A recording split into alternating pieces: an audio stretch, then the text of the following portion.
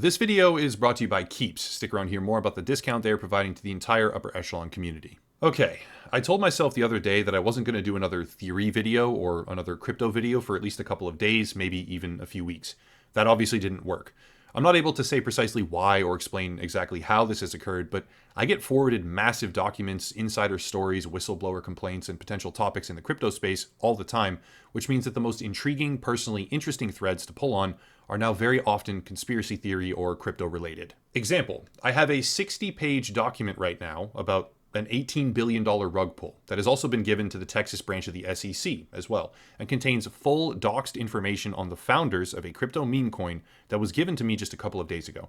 That one is going to take some time. I have to figure out precisely how to handle it. It reminds me of when I got a document that contains secret audio recordings and personal information about a video game hacker named John Yu, who had directly or indirectly shut down almost an entire video game franchise, and it's really just a tricky situation. The point is, I go where the content leads me, and right now, it leads me to Yuka Labs. For those that don't know, Yuka Labs is the founder of BAYC, the Bored Ape Yacht Club, which is a viral, celebrity-driven NFT collection of monkey pictures, for lack of a better explanation, that are worth millions of dollars. The collection itself is worth billions, actually. It's ridiculous. We all know it's ridiculous, but here we are. Not long from now, in New York City, is a convention. It's called NFT NYC, and it takes place in late June. This convention is the who's who of non-fungible tokens. Celebrities, industry figures, promoters, scammers, you name it, they all go. And with such a high-profile, possibly media-worthy event, one might expect there to be a bit of marketing involved.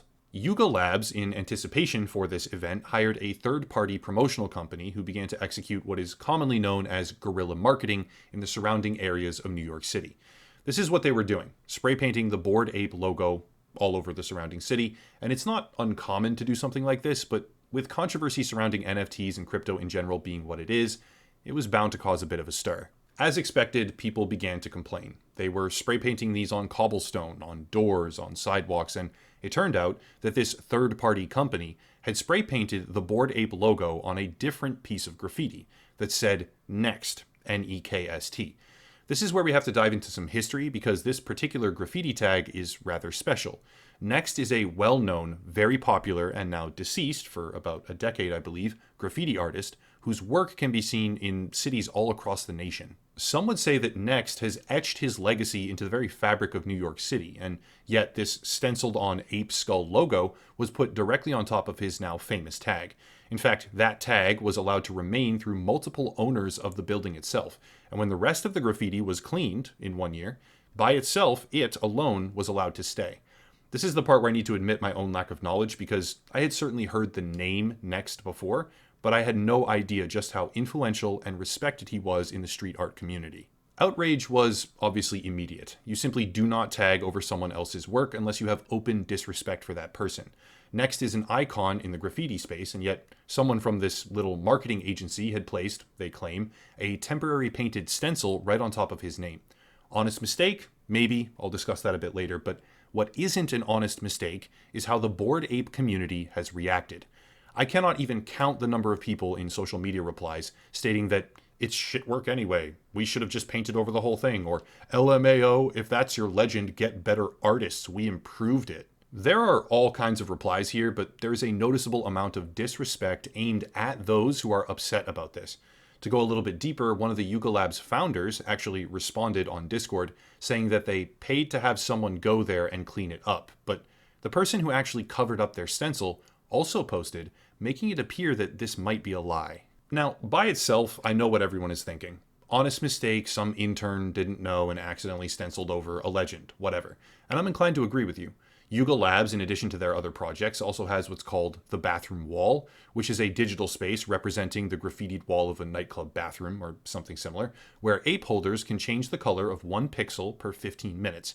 It is an evolving creation. Work is modified, changed, covered, and redone. So knowing that Yuka Labs has this program, the community has their own digital form of artistic creativity, and that kind of overlap combined with a third-party marketing agency that probably just didn't know any better, means that this is almost certainly a simple, honest mistake. That should be the end of the video, right? Why did I even make it in the first place? Well, the truth is, my foot was now, after covering this, in a door that I didn't even know existed. And what came next was a roller coaster of similarities, coincidences, and suspect circumstances leading me to question a great many things and have a totally different view of bored apes. Before going further, sponsor time. 2 out of 3 men experience hair loss before the age of 35. I say this every single time, and every single time it remains true. Most people who watch this channel are men directly in that bracket. Combine these 2 factors, and we arrive logically at Keeps. Keeps is a hair loss prevention treatment with more 5-star reviews than any of its current competitors. You can order and get treated directly from your own home for a fraction of the cost when compared to other products, and they offer generic versions of the only 2 FDA-approved hair loss treatments on the entire market. For a limited time, using the link directly down below in the description, you can get 50% off your first order. Again, that's 50% off your first order if you click the link down below in the description. Keeps can help prevent, even sometimes reverse, the process of hair loss, and combining that with an audience who is the most susceptible, as a general demographic, when it comes to losing hair, it's a partnership that just makes a tremendous amount of sense. Big thank you to Keeps for sponsoring the channel. Let's really get started. The logo. In the lead up to NFT NYC, Yuka Labs had a third-party marketing department spray painting this ape skull logo all over the city. But why don't we take a closer look at the logo? This ape skull, it turns out, more precisely their actual full bored ape logo as a stamp, is oddly similar to the Waffen-Totenkopf SS division of the Nazi military. Looking deeper, coincidental or not, I'll discuss that angle in just a moment, we can see 18 teeth on the Waffen skull. This matters in specific Nazi circles because 18, 1-8, is a cryptic reference to AH, 1 corresponding to A, 8 corresponding to H, which means Adolf Hitler. 18 teeth, possibly a cryptic reference on the Waffen skull, and the bored ape skull also has 18 teeth. More interestingly, the 18th and final tooth, when you count the lines, appears to be pasted onto the end of the row, with no discernible need for it. In fact, it wouldn't alter the design at all to remove it, which ultimately piqued my curiosity and made me start the actual video. Here's the big disclaimer. I will be presenting a series of, let's call them coincidences.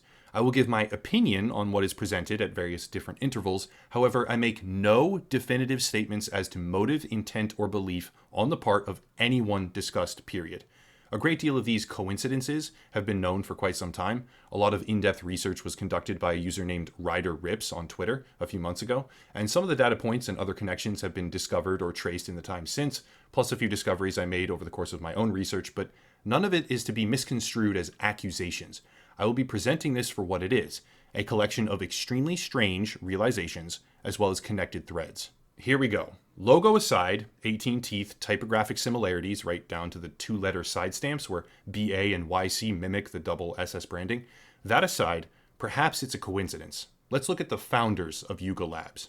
There are 4 founders, recently doxed, I think, by BuzzFeed, maybe? I won't focus on them as people, I'll focus on their screen names, social media profiles, and the persona, the general persona that they crafted while operating anonymously, which is how they intended to run the company until they were doxed against their will by a journalist. Here they are. Garga, short for Gargamel until he changed it, Gordon Goner, Emperor Tomato Ketchup, and Sass. I know that remembering these names might be difficult, so don't worry about it. Each one will have their own section, and the only important thing to know is that there are 4 founders of Yuka Labs, which is the company behind the Bored Ape Yacht Club collection. Let's start with the easiest one, and highlight something interesting that a lot of people may not be aware of. Emperor Tomato Ketchup, a co-founder of Yuka Labs, shares that name with a 1970s Japanese film.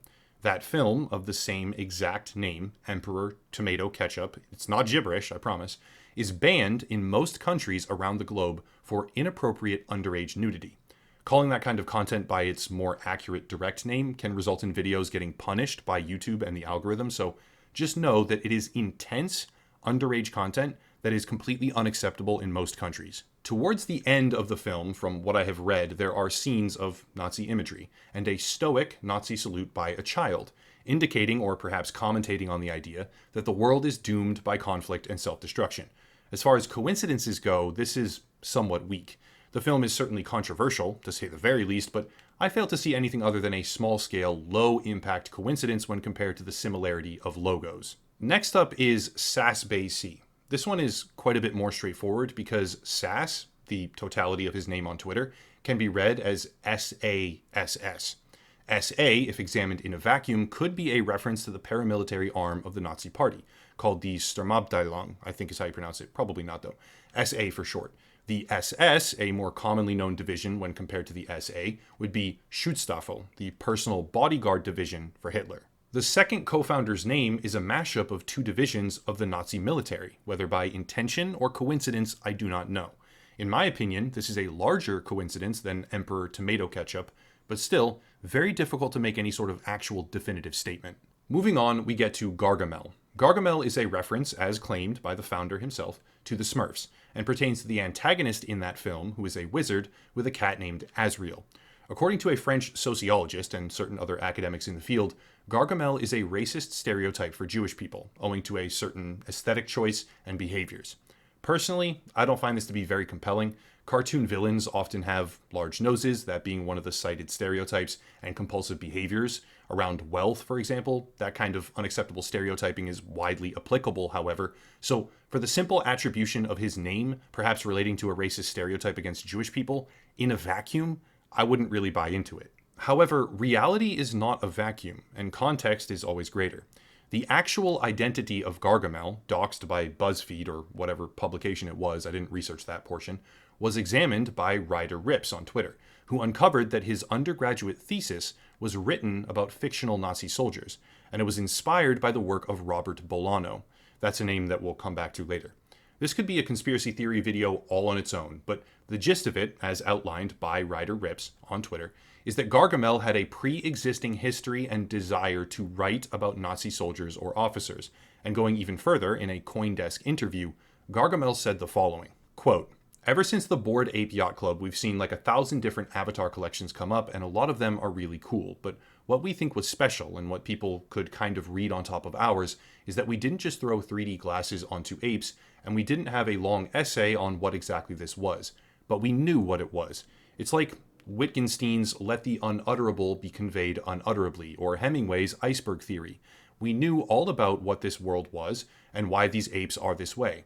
And that somebody else might get a little tingle on their neck looking at it thinking, yeah, this is kind of different, this isn't just random," end quote. That rhetoric displays an underpinning narrative, hidden meaning, cryptic interpretation, and also would seem to indicate that he views the Bored Ape collection to have a sort of concealed story. In my opinion, it's a heck of a coincidence in context, but by itself, again, impossible to assign motive or intent. However, here is something critical. Remember the idea of acrostic puzzles. Acrostic puzzles, for anyone not fully aware, are when one letter of each line in a portion of text creates a hidden word or phrase. Gargamel based his undergraduate thesis on Robert Bolano. Robert Bolano wrote a series of short stories about fictional right-wing American poets and novelists. One of those fictional writers was named Ernesto Perez Mason, and that fictional writer in the works of Robert Bolano created hidden acrostic puzzles that said things like, "Long live the leader of Nazi Germany." It was just the name, but again, I'll get kicked right the fuck off YouTube's algorithm if I say that phrase directly. When caught for this, Ernesto Perez Mason said it was just a coincidence. Now, all of this information on Gargamel was discovered originally and documented by Ryder Rips, so credit to him for all of the findings. I'll link his Twitter down below. So just remember that. Acrostic hidden messages and a history of writing about fictional Nazis with a clear intent for the Bored Ape Yacht Club to convey hidden meaning. We're starting to rack up the number of coincidences very high. Now for the last, probably most straightforward founding member, Gordon Goner. This one is right on the nose. Gordon Goner, whether intentional or coincidental, I do not know, is an anagram. Those two words and their contained letters can be rearranged into the words Drongo Negro.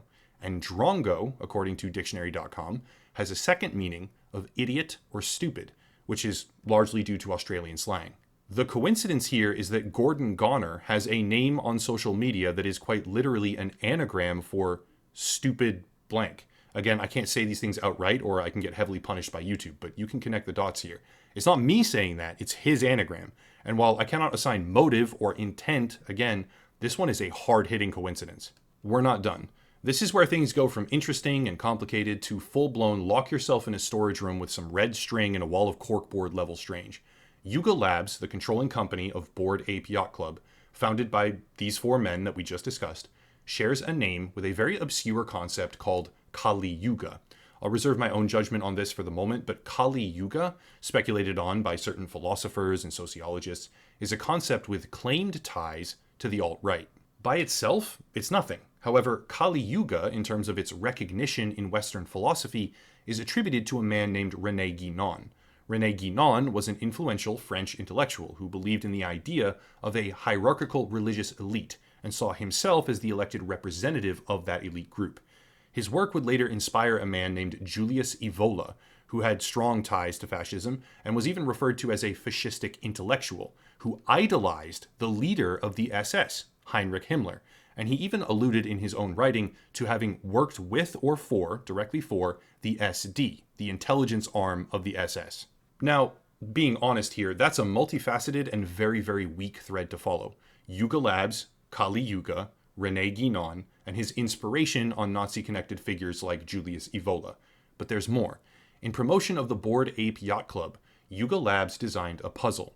This was a long and very complicated puzzle by a character named Jimmy the Monkey, and within that puzzle were acrostic hints. Remember, acrostic puzzles, that's a theme we've seen before. Here's an example. Analog, Nassau, salute, weapon, embryo, reason. These form the acrostic word answer, which is the same way that the fictional character Ernesto Perez Mason, as written by Robert Bolano, whose work was the subject and inspiration for Gargamel's undergraduate thesis, encoded his hidden message, "Long live leader of Nazi Germany." Yet another coincidence. However, there is one final connection we need to show here. This puzzle, created by Yuka Labs, would ultimately end with a string of keywords called the final solution. Coincidence? Reference to yet another aspect of the Nazi regime? That's all for you to decide, the viewer. But contained within the string of keywords was Guénon, the intellectual responsible for inspiring people like Julius Evola and who brought the concept of Kali Yuga to Western philosophy. That is a large number of interconnected coincidental things, but now we get to the bonus examples.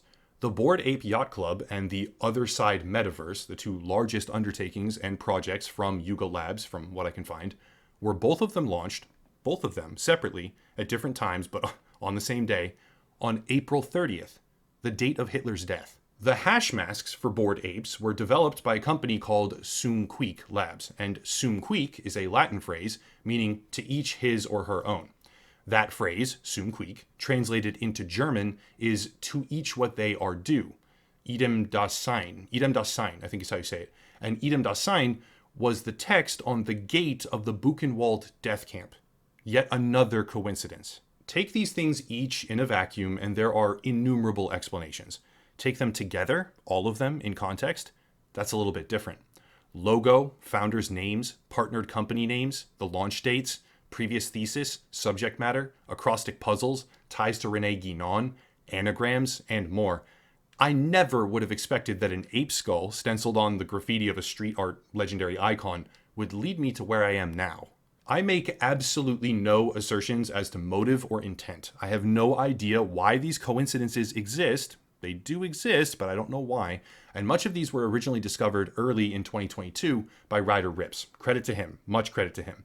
However, when looking at the Bored Ape collection, I find myself now wondering if their entire thing, the whole project, has a coded, hidden meaning, much like the founder Gargamel expressed was his intention openly in interviews. If it does have a hidden meaning, I mean, I have a personal guess as to what that meaning is, but in the end, I have no proof. I have only speculation, coincidence, and my own opinion. That's it. If you want support, there are links down below, primarily locals and Patreon, to secure the channel from AdSense and demonetization, because I can only imagine with the subject matter, this one's going to get demonetized too. Also, merchandise, another YouTuber to check out, social media, and the sponsor, Keeps, as well, but I'll cut it there and stop rambling. As always, thank you all for watching, and have a nice night.